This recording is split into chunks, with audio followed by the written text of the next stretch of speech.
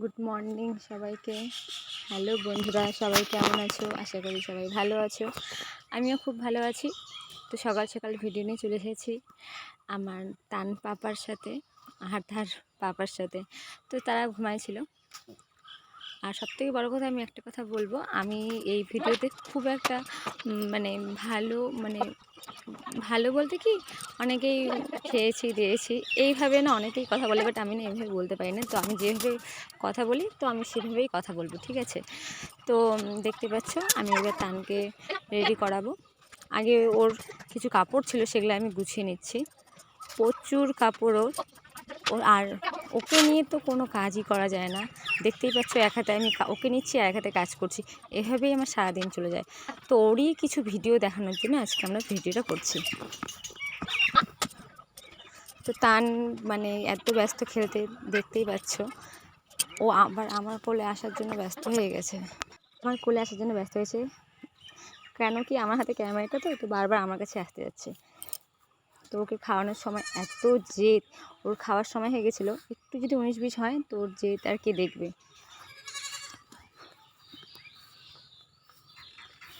এই যে ওকে আমি খাওয়াচ্ছি, খাওয়ানোর সময় দেখতেই পাচ্ছ খুব দুষ্টু। ওকে খাওয়াবে কি, সব ফেলেছিল একাকার। তারপর আমি চা খেতে চলে আসলাম সাথে তানকে নিয়ে। তো আরেকজন পুচকু আমার ছিল, আমার জায়ের ছেলে। তো ওকে দেখো একটু তোমরা, ততক্ষণে আমি আমার চুল আঁচড়ে নিচ্ছি। সকালে সেরকম ফ্রেশ হই না, কিন্তু কিছুক্ষণ পরেই আবার ভাতের কাছে রান্নার ঘরে যেতে হয়, তাই ফ্রেশ হয়ে নিতে লাগে। তো এখন আমি ওকে ঘুরতে নিয়ে যাবে। একটু না ঘুরলে ওর মন ঠিক থাকে না, ওকে একটু ঘুরতেই হবে। রাস্তা থেকে এপাশ ওপাশ ওকে ঘুরে নিয়ে আসতেই হবে। তো আজকের দিন ছিল ভোটের, আমাদের পাশেই ভোট, পাশের স্কুলে ভোট। তো একটু ওর সোনাদীপ ভাইয়ের ঘরে চলে আসলাম দেখাতে কি করছে সোনাদীপ ভাই।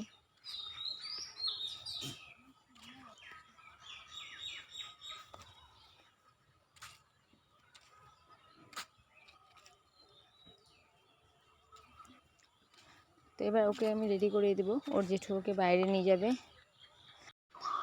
রেডি করে দিচ্ছি, ওর জেঠু ওকে নিয়ে যাবে পার্টির ওখানে।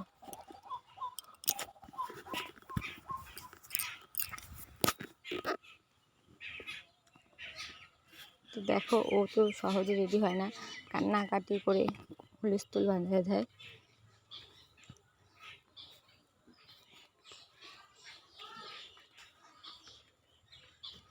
সারাদিন চলে যায় আমাদের মা ছেলের দিন এভাবেই।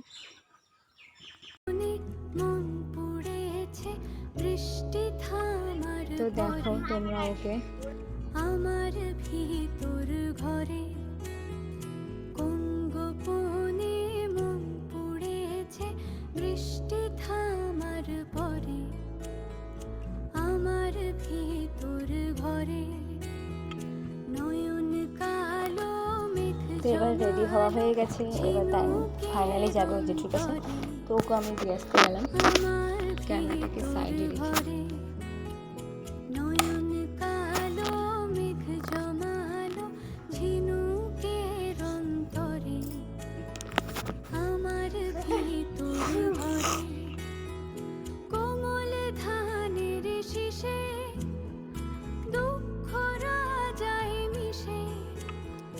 তো সকালে দিদি পূজা দিচ্ছিল, তো আমি বললাম একটু, আমাদের গোপাল ঠাকুরকে স্নান করানো হচ্ছিল, সেই সময়টা একটু দেখিয়ে দিলাম। ও গোপালকে স্নান করাচ্ছিল। তো ঠাকুরকে স্নান করানো হয়ে গেছে, জামা পরিয়ে দেওয়া হচ্ছে। আর এখানে আজকে যেহেতু ভোট, সেক্ষেত্রে একটু আজকে তাড়াই আছে সবার। তো দিদিও একটু তাড়াহুড়াই করছিল খুব, আর আমারও কাজ ছিল।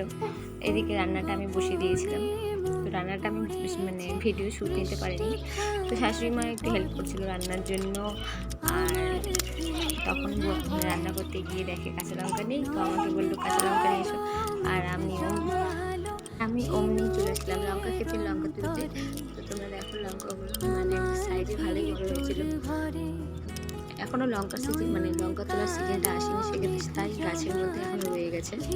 তো আমার লঙ্কা তোলা হয়ে গেছে, রান্নাও এদিকে হয়ে গেছে। তো আমি একটু স্নানটা করে চলে আসছি। আসার পরে ভোটে যাওয়ার জন্য রেডি হয়েছিলাম।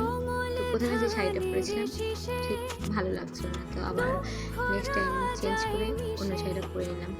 আর এদিকে তোমাদের দাদাও রেডি হয়ে গেছিলো, ও চলে এসছে আমার সাথে সাথে একসাথেই। মানে আমি যখন রেডি হব ওকেও রেডি হতে হবে, তাড়াহুড়া। আমার হয়ে গেলে তখন ও রেডি হবে।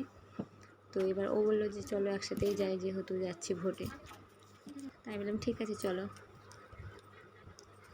এবার ছেলেকে রেডি করা হয়ে গেছিলো।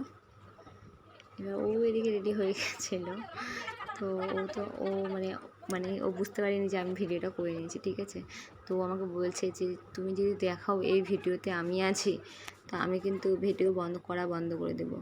তাই বললাম না না, এখানে আমার ভুল কোথায়, এখানে তো তোমার ভুল, আমি তো তোমাকে বলিনি এখানে আসতে। তো যাই হোক আমরা চলে যাচ্ছিলাম। এবার তান যাবে, তানের পাপার গাড়িতে।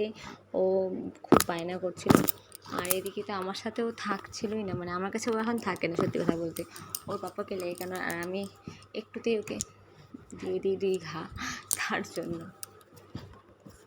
তো এদিকে আমাদের ভোট হয়ে গেছে, এবার বাড়ি চলে যাচ্ছি। তোমরা দেখো আর কমেন্ট করে প্লিজ কিছু না বলা হলে বলো না, বাট খারাপ কিছু বলো না, কারণ যেহেতু আমি প্রথমে বারবার বলছি এটা আমার ফার্স্ট ভিডিও, আমি ঠিকভাবে পারি না, তো একটু অ্যাডজাস্ট করে নিও। তো ভোট হয়ে গেছে, আমরা চলে যাচ্ছিলাম। সবাই এদিকে বলছিল যে ভোট হয়ে গেছে, তো আমি বললাম হ্যাঁ আমাদের ভোট হয়ে গেছে, নতুন ভোট। এদিকে ওর পাপা ওর কাছ থেকে আমার কাছে তো আসতেছেই না, ওর পাপার কাছেও থাকবে, যতই নিচ্ছি তাও আসবে না। তোমরা দেখো আমি নেওয়ার জন্য হাত বাড়িয়েছি, ও আসবে, ওর পাপার কাছে থাকবে। তো ওখানকার কিছু লোক দেখেছিল, তো বলছে ও তোর বাপের কাছেই থাকে। তাই বললাম হ্যাঁ, এমনকি ওর ঠাকুমার কাছেও যায় না। তো ঠিক আছে, টাটা।